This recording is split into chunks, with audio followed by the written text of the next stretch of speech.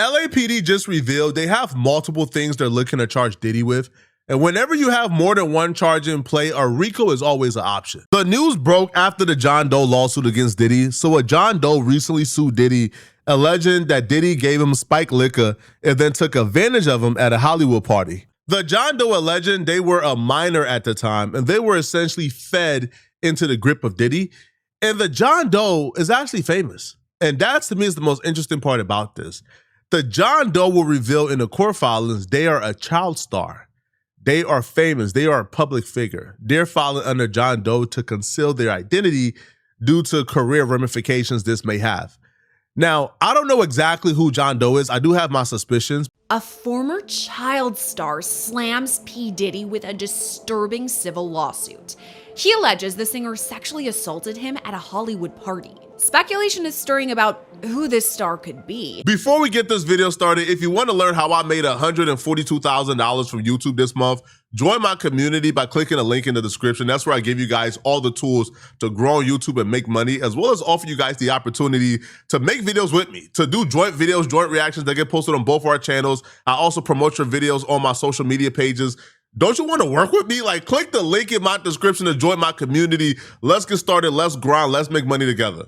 But the newest allegation in the Diddy case comes from an unlikely source, a former child star who says Diddy performed oral sex on him at a Hollywood party when he was still underage. And this brings forth a whole host of questions. Like, for instance, could P. Diddy face more criminal charges relating to these accusations? Is his current conviction relevant to these accusations? I mean, does it bolster them? Where does this civil case fall in line with the rest of the civil cases he's already up against? And above all, who is this celebrity child star? Well, the latter question is all speculation because the former child star has filed the lawsuit under John Doe. So we don't have an actual name, but we do know that it's a male who was reportedly already famous when the alleged incident happened. Here's another clue. Their acting career started in 2004. Who do y'all think it is, man? Because this person is a child actor or they're famous, to me, that gives them more credibility. Because I don't see the reason why somebody famous or a celebrity will come out, file a lawsuit under John Doe, make up these false allegations against Diddy that they know are going to be proven false in a court of law. Like, I just don't know why. Like, what would a celebrity gain from this?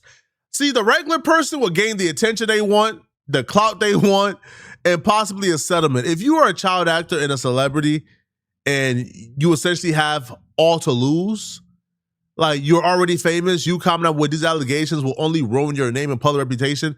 I just don't think a celebrity would take that risk if they knew these charges were false. Diddy was not the only person that's included in this lawsuit. They would also include a talent agency that they believe kind of set up this party for Diddy to groom and meet and violate minors in the industry. They feel like these people knew that these minors had no business being at that party by themselves, but they kind of sent the minors there knowing something like this would have happened.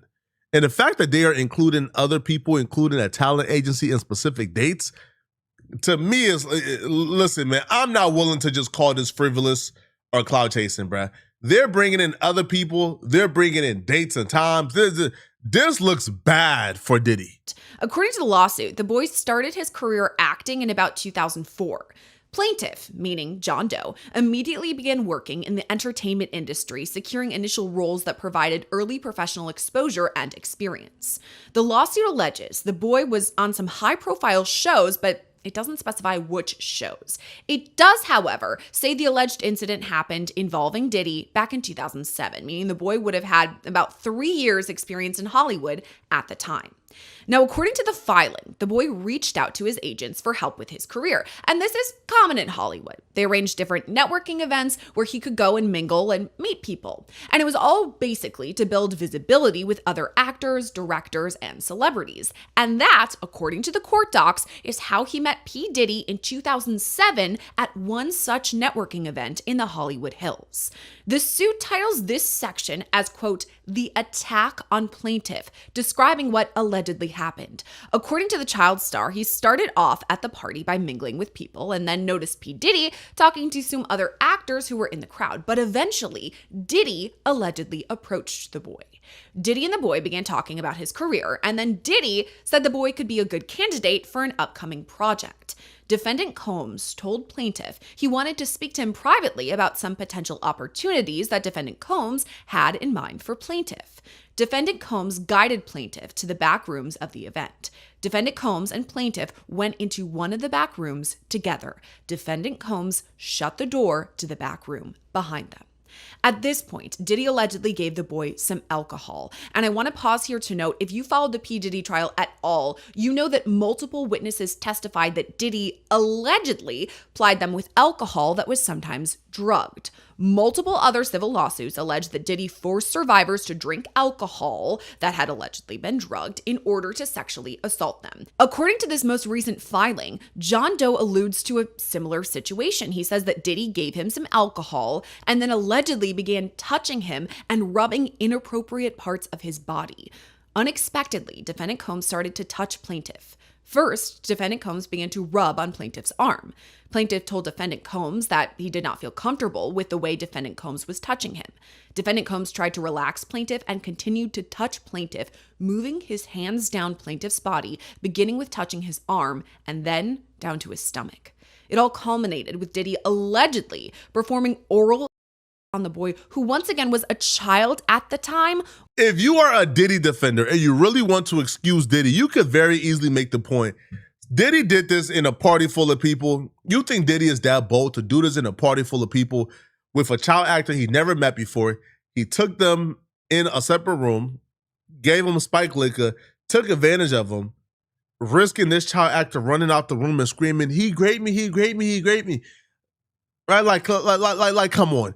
To me, that right there is like the only response, but I'll be real. I don't think even that response is strong enough, because I do feel like once you start to name dates and times and bring in other people who's a part of this, I don't know, bro. It's looking terrible for Diddy, man. LAPD did announce it is unclear if this John Doe case or instance is a part of it, but LAPD did reveal they believe they have enough to charge Diddy with two particular things, right? Two set of crimes involving SA. Now, it's unclear when they're going to charge Diddy, if they're going to charge Diddy, but they did say they believe they have enough and they're moving forward. Well, Diddy allegedly touched himself. Defendant Combs then pulled up his pants and told plaintiff he would see where they would go from there for the role that he had in mind for defendant Combs' project. Plaintiff was in shock and pulled his clothing back up. After this, the boy was left completely alone. According to the lawsuit, he was in total shock, so he waited for his ride to come and then he left.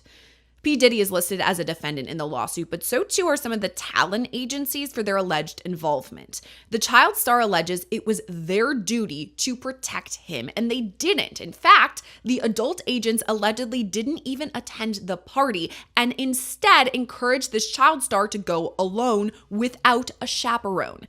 Plaintiff is informed and believes, and thereon alleges, that defendant Combs and agents spoke prior to the event in order to conspire to create an event disguised as an industry meeting in order to provide defendant Combs with an opportunity to come into contact with minor children like plaintiff. Plaintiff believes that the agents knew that Diddy had a reputation for sexually assaulting children and urged the boy to attend the party anyway. Now, this lawsuit was filed on Monday, June 8th in Los Angeles Superior Court, bringing forth a slew of allegations, including childhood sexual assault, sexual battery, negligence, intentional infliction of emotional distress, false imprisonment, violation of the Ralph Civil Rights Act, negligent supervision of a minor, and sexual harassment under Civil Code 51.9. Either way, P. Diddy himself has completely denied the allegations. His team told local TV station KTLA-5 the accusations are, quote, false and ridiculous. His team released a statement saying, quote, "He's just another hater in a long list of people trying to get in on the money gravy train encouraged by personal injury lawyers. Mr. Combs has never sexually assaulted anyone, and that includes any child. These allegations will be disproved like all the rest." So that's Diddy's stance. But according to the LA Times, investigators on the West Coast are taking a closer look at all of these allegations. The Times reports the LA County District Attorney's Office has been reviewing sexual assault allegations against P. Diddy, and that the LAPD and Sheriff's Department have presented 2 separate cases for possible criminal charges. So is this John Doe case involved? Could P. Diddy face additional charges, maybe even state charges out of California? I don't know. These are all questions I need an expert opinion for. Good news and bad news. If Dave tried twice, then clearly, the case is not as concrete or as strong as you would want it to be because they haven't charged him yet. Bad news is, they're going to charge you. Like, I don't feel like these people are type of people to like investigate, have a charge, try to charge you with it. The grand jury didn't really go along with it, and then they drop it. I feel like they're coming for Diddy. They're going to R. Kelly him. R. Kelly was in jail. There was a day where R. Kelly got a bond from his random fans who bonded out R. Kelly. R. Kelly already had a warrant out for his arrest for a new case like that same night. That's how they're going to do Diddy. If Diddy gets out, the first thing you want to do, my boy, get out of the United States. Take Cassie, for example, bro. All right, because when you in their faces and you remind them of what you did, that's just where the investigation gets deeper. They're going to bring more victims, right? They're going to bury you. But if you get out of their faces, you go to a third world country somewhere, bro. You go to Cuba, you go to Liberia, you go to somewhere in West Africa, and you just chill off the grid, off the map. I feel like they'll leave you alone. But if you think, right hand of God did it, I ain't lying to you. If you think you about to get out of jail, get to Harlem bopping and Harlem shaking, on top of the cars, can't stop, won't stop, back on top of the world, billboard in Times Square, get back to Diddy stuff, you are sadly mistaken. They're going to get you out the paint. Just get yourself out the paint, bro. Get yourself out the way, man. Leave. Because them folks not playing with you, bruh. And if they got 2, they probably got about 10 more, right? They just was able to get 2 to probably stick, right? Come, like put it together, submitted it.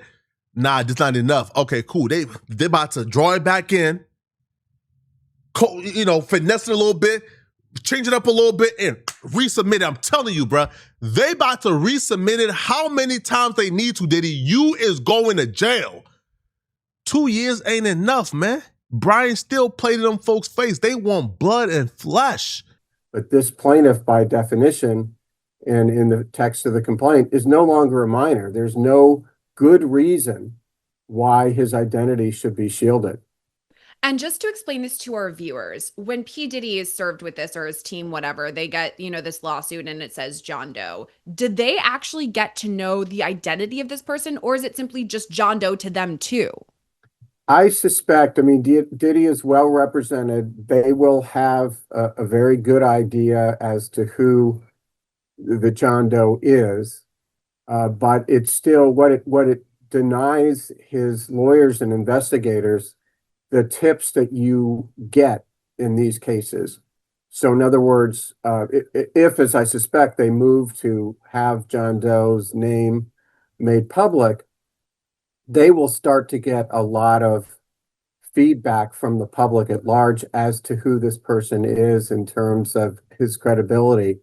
It's just making the defendants fight with one arm tied behind their backs, and I just don't think as a matter of due process it's fair. And again, to remind our viewers, this is a civil lawsuit. These are allegations. He doesn't have criminal charges involving all of this. But isn't it kind of tricky to bring a case like this? Because according to this child star, John Doe, this happened back in 2007. Obviously, we're now in 2026.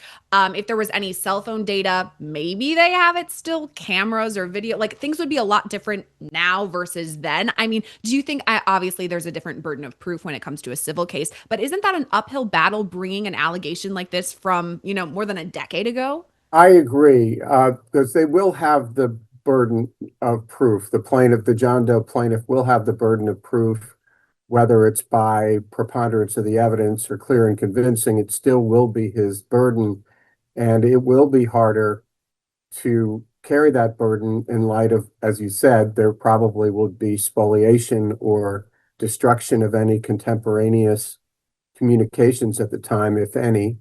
And some of the technology was older than in any event. So I think that is a disadvantage to the plaintiff. But it also, I've been on the other side of these, and it's harder for the defendant in a he said context. Let me know what y'all think, man. Y'all think Diddy innocent? Y'all think Diddy cooked? I think the civil suit, Diddy may be able to get away with it. But, LAPD having multiple charges they're about to put on Diddy, to me, that right there should scare him. It should scare him badly.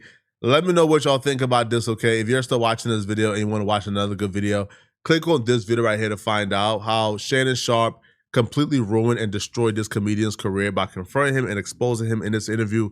I'm going to see you guys in this interview. Click the hype button if you really want to show support. I'm out of here, folks. Peace.